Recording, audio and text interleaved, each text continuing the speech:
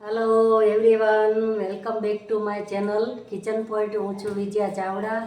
तो आज આપણે બનાવવાની છે વેફર। તો લાઈવ વેફર આપણે બનાવીશું। તો અહીંયા મેં આ બટાકા લીધા છે।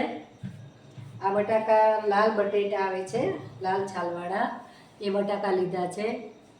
લગભગ કિલો એક બટાકા છે। તો આને આપણે છાલ પાડી લેશું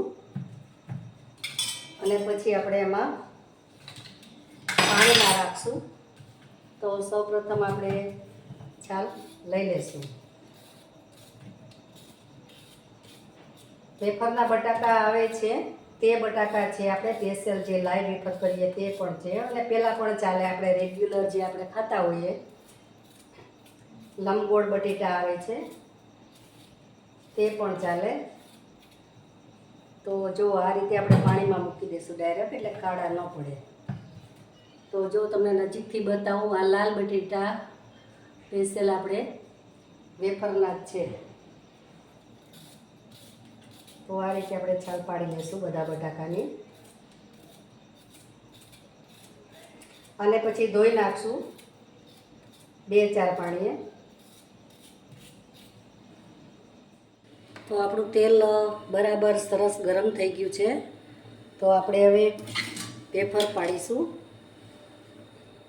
પણ મિત્રો, મારે છે કાઉન્ટર નાનું પડે છે, અને મારે જે રેગ્યુલર આપણે ગેસ રસોઈ બનાવીએ છીએ એ ગેસ થોડોક મારે બગડી ગયો છે, એટલે હું આ થોડા બટેટા લઈ, અને જગ્યા નથી એટલે આવી રીતે બે બટેટા નાના વાસણમાં લઈ અને હું વેફર પાડું છું। તો આ રીતે આપણે આ બટેટાને લૂછી નાખવાનું છે। જો આ મેં કોટનનું કપડું લીધું છે, તો એ લૂછી લેવાનું છે। પછી આપણે હવે વેફર પાડીશું। તો જો આ રીતે આપણે બધી વેફર પાડી લઈશું।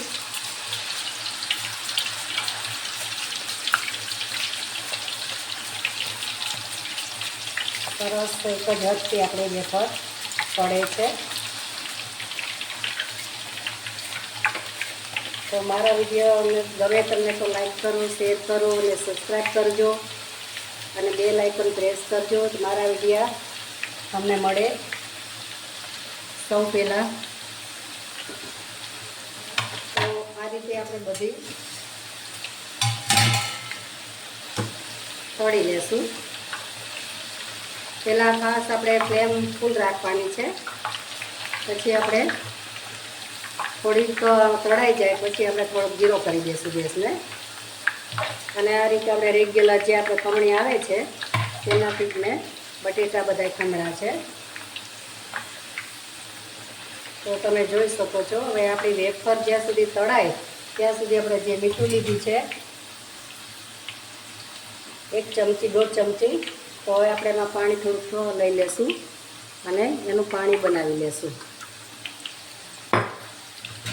હવે આપણે ઉગાડી દઈશું નમકને, જો આ રીતે।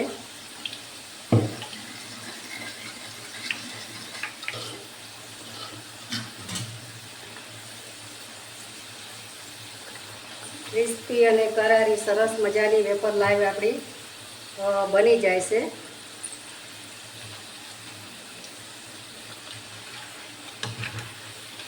તો આ રીતે આપણી વેફર બધી આપણે તળી લઈશું।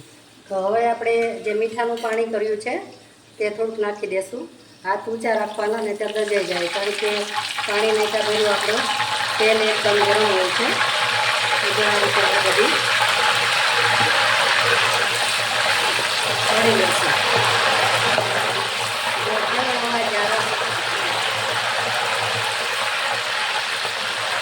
મીઠાનું જે પાણી નાખ્યું છે તે મીઠું બધું આપણે વેફરમાં ચડી જાય છે।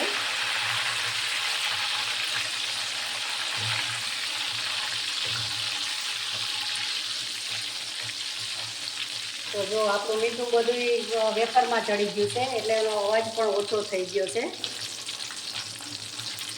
તો આપણી વેફર તરાઈ ગઈ છે।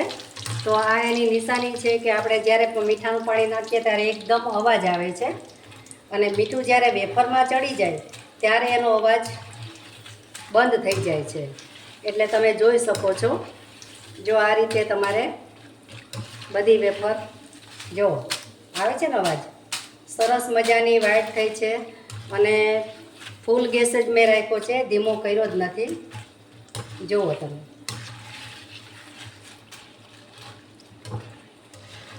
તો હવે આપણે આમને લઈ લેશું. તળાઈ ગઈ છે આપણી વેફર. જુઓ. તો હવે એક વાસણમાં આપણે લઈ લેશું.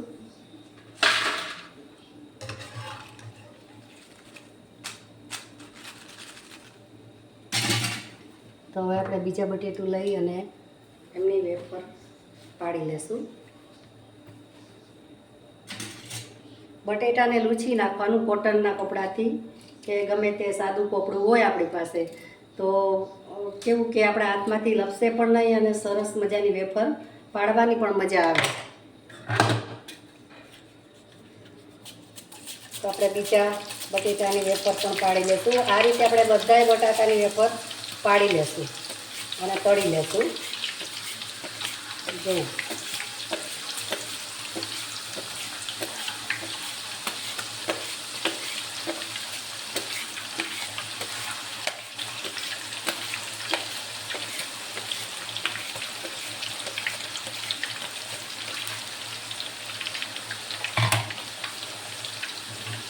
તો આ રીતે બધા બટેટાની વેફર આપણે પાડી તળી અને તૈયાર કરી દઈશું.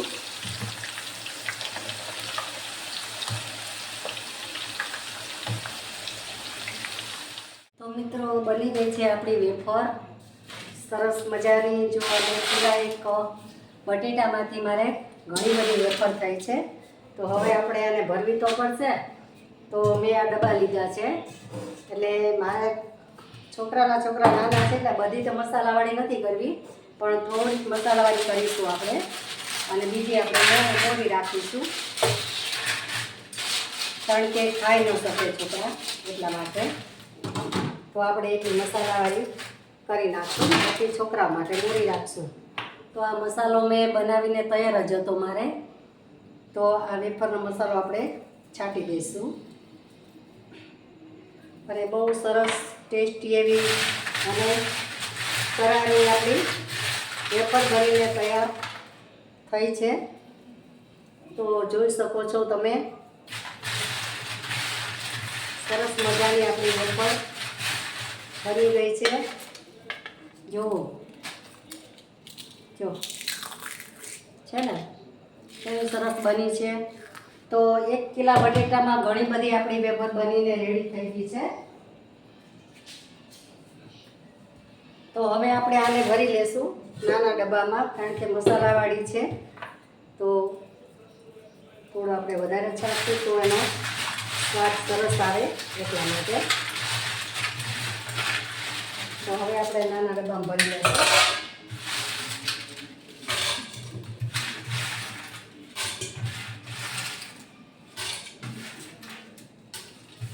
ડબ્બામાં હવા ન જાય એવા ડબ્બામાં ભરી દેવાની. ડબ્બો હોય કે બરણી હોય તમારી પાસે, જે હોય તે. તો આપણે આને પણ આમાં લઈ લઈશું. તો આપણે મોરી રાખવાની છે, કારણ કે છોકરા ખાય એટલા માટે. તો બધી વેફર આપણી સરસ મજાની તળાઈ ગઈ છે, બની ગઈ છે. તો તમે પણ ચોક્કસથી બનાવજો. તો આને પણ આપણે હવે આને ભરી દઈશું.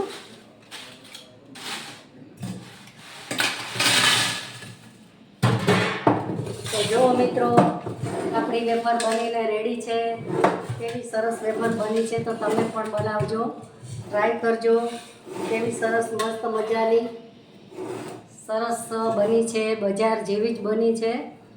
તો તમે પણ બનાવજો અને લાઈક, શેર અને સબસ્ક્રાઈબ કરજો અને કમેન્ટ કરજો કઈ સિટી, કયું ગામડું.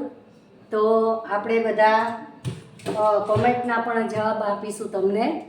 તમને ગમતી રેસીપી પણ લખી મોકલજો, તો હું અપલોડ જરૂર કરીશ. તો હવે આપણે મળીશું નવા વિડીયા, નવી રેસીપી સાથે. ત્યાં સુધી આવજો. જય શ્રી કૃષ્ણ. Bye bye.